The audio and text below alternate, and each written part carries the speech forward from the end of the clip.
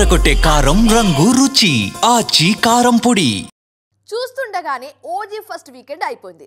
మరి ఈ చిత్రానికి వచ్చిన కలెక్షన్స్ ఎన్ని, ఇంకా బ్రేక్ ఈవెన్ ఎంత దూరంలో ఉంది, తెలుగు రాష్ట్రాల్లో ఎన్ని కోట్లు వచ్చాయి, ఓవర్సీస్ నుంచి వచ్చిందెంత, అసలు ఎన్ని చోట్ల ఓజీ రికార్డులు తిరగరాసింది, వీకెండ్ తర్వాత టికెట్ రేట్లు ఏమైనా తగ్గిస్తారా, ఇలాంటి డీటెయిల్స్ ట్రాక్ చేద్దాం పదండి.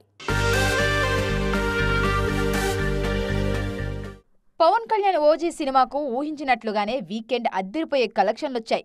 పాన్ ఇండియన్ సినిమా కాకపోయినా వాటి స్థాయిలోనే పోటీ పడి మరీ వసూలు సాధించింది ఓజీ.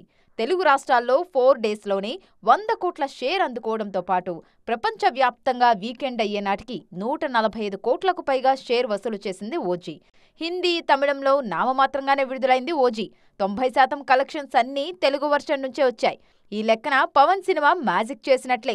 ఓవర్సీస్లో ఇప్పటికే 4.4 మిలియన్ దాటి 5 మిలియన్ వైపు అడుగులు వేస్తుంది ఓజీ. 170 కోట్లకు పైగా లక్ష్యంతో బరిలోకి దిగిన ఓజీ బ్రేక్ ఈవెన్కు మరో 30 కోట్ల దూరంలో నిలిచింది. 4 రోజుల్లోనే 252 కోట్లు గ్రాస్ వసూలు చేసినట్లు డీవీవీ ఎంటర్టైన్మెంట్స్ పోస్టర్ విడుదల చేశారు.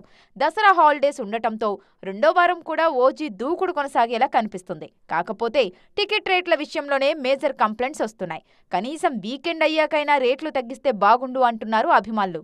మరి చూడాలిక దీనిపై మేకర్స్ ఎలాంటి నిర్ణయం తీసుకుంటారో.